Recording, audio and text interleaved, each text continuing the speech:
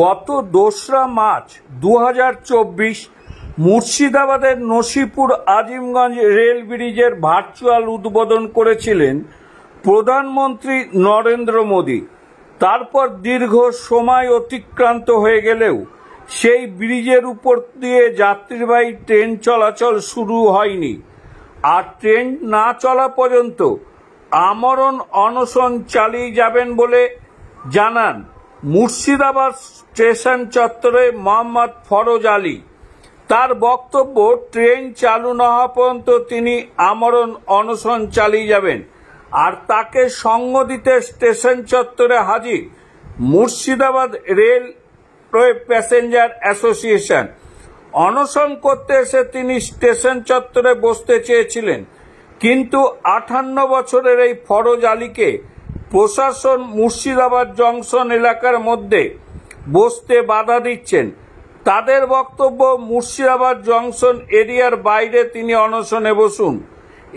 এরপর দুপুর 1টা নাগাদ ফরজ আলী তিনি মুর্শিদাবাদ জংশন স্টেশনে প্রবেশের সামনে বটবৃক্ষের নিচে অনশনে বসেন। তিনি বলেন, যতক্ষণ না মারা যাচ্ছি ততক্ষণ অনশন চালিয়ে যাব। লিখিত আশ্বাস না পেলে এই অনশন থেকে আমি উঠছি না, বললেন ফরজ আলী। মুর্শিদাবাদ জেলার একজন জনগণ, আমি জনগণের পক্ষ থেকে মোহাম্মদ ফরজ আলী অনশন ঘোষণা করেছি। কি উদ্দেশ্য? আমাদের 2রা মার্চ 2024 মাননীয় প্রধানমন্ত্রী নরেন্দ্র মোদীজি কৃষ্ণনগর থেকে ভার্চুয়াল উদ্বোধন করেছেন নসিপুরের রেল ব্রিজ। অথচ এখনো পর্যন্ত কোনো ট্রেন, আমাদের প্যাসেঞ্জার ট্রেন চলছে না। আমরা দেখছি মালগাড়ি চলছে, 30 বগি, 60 বগি, 70 বগি মালগাড়ি চলছে, বাট প্যাসেঞ্জার গাড়ি চলছে না। আমার দাবি, মুর্শিদাবাদ জেলাবাসীর পক্ষ থেকে প্যাসেঞ্জার গাড়ি দেওয়া হোক এবং অবিলম্বে চালু করা। ট্রেন নসিপুর ব্রিজের ওপর দিয়ে ট্রেন চালুর দাবিতে আবেদন করেছিলাম, দ্রুত ট্রেন চালু করা হোক। যদি ট্রেন চালু না হয় তাহলে 26 তারিখে আমি অনশনে বসব। আজকে অনশনে এসছি, আমাকে আরপিএফ রেলওয়ে প্রোটেকশন ফোর্স আটকে রেখেছেন, আমাকে অনশন করতে দিচ্ছেন না। কি কারণে আটকে রেখেছে আপনাকে অনশন করতে দিচ্ছেন? এটাই বিষয়, তিনারা কারণও বলছেন না।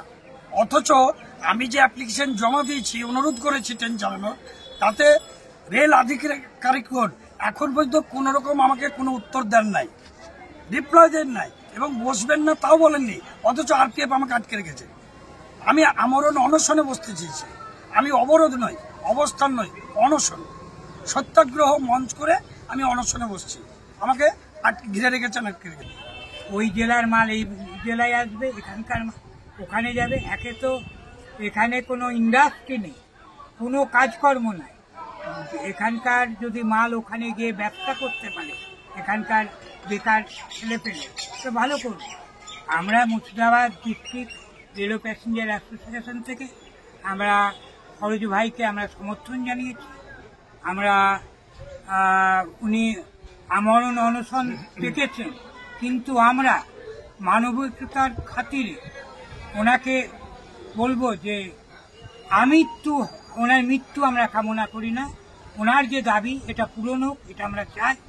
এবং আমরা এই যে দাবিগুলো আমাদের Murshidabad district rail passenger association সমস্ত আমরা দাবি মেল করে, এবং আজকেও আমাদের সেক্রেটারি শামসের খানের সঙ্গে আমাদের উপর মহলের কর্মকর্তার সঙ্গে কথাবার্তা হলো। এখন দেখি ওনারা বলছেন যে এখানে ওনাকে অনশনে বসতে দেবে না, শান্তিপূর্ণভাবে অনশন আমরা উনি করতে চাই, আমরা সমর্থন করি। কিন্তু যদি না বসতে দেয় তাহলে এটা খুব দুঃখজনক ব্যাপার। এই এলাকার মানুষের কে হেয় করা হচ্ছে, তাদের দাবিকে হেয় করা হচ্ছে এবং এই এলাকার মানুষকে এবার পিছিয়ে রাখা হচ্ছে। হ্যাঁ, অ্যাকচুয়ালি এখানে আমাদের যে ফরজ আলী সাহেব আছেন, উনি নিজের ইচ্ছাতেই উনি আমরণ অনশন শুরু করবেন। কারণ হচ্ছে যে আমাদের এই আজিমগঞ্জ নসিপুর রেল ব্রিজ তৈরি হয়ে গেছে 20 বছর প্রতীক্ষার পর। এই ব্রিজ তৈরি হয়েছে, কিন্তু এখন পর্যন্ত এখান থেকে কোনো রকম কোনো প্যাসেঞ্জার ট্রেন চালানো হয়নি। তো সেই প্যাসেঞ্জার ট্রেন না চালানোর জন্যই আজকে এই পদক্ষেপ উনি নিয়েছেন। আজকে আমরা মুর্শিদাবাদ জংশনের এরিয়া চত্বরের মধ্যেই আছি। তো উনি এই এরিয়া চত্বরের মধ্যেই উনি বসতে চাইছেন, কিন্তু রেলওয়ের তরফ থেকে ওনাকে এই এরিয়ার মধ্যে বসতে দেবেন না, সেই রকমই ওনাদের পদক্ষেপ আছে। এখন আমরা ওনাকে বলছি উনি যদি একটু মেন গেটের বাইরে যদি বসেন বসতে পারেন। আমরা ওনার যে সিদ্ধান্ত, সেই সিদ্ধান্তকে আমরা স্বাগত জানিয়েছি, আমরা ওনার সমর্থনে আছি। কারণ হচ্ছে এটা জনসাধারণের দাবি। এই ট্রেন চলাচল করলে পারে পুরো এরিয়া, মানে আপনার বীরভূম, মালদা, মুর্শিদাবাদের সঙ্গে একটা যোগাযোগ হয়ে যাবে, ভালোভাবে কমিউনিকেশন হবে। সেই হিসাব অনুযায়ী ধরুন আমাদের করেসপন্ডেন্সও চলছে। আমরা উচ্চ পদস্থ আধিকারিকদের সঙ্গে আমরা ইমেল করছি, লেটার করছি, কথা বলছি।